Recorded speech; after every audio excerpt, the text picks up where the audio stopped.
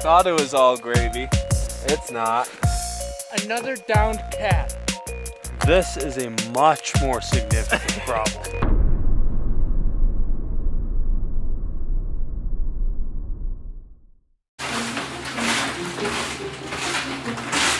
Welcome back.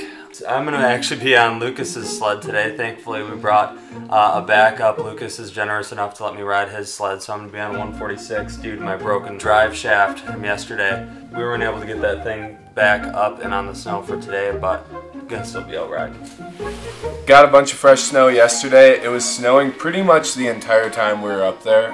We did have some sucker holes of blue sky here and there, but when we left it was snowing harder than it had all day, really. So there's still quite a bit of fresh here down in the parking lot.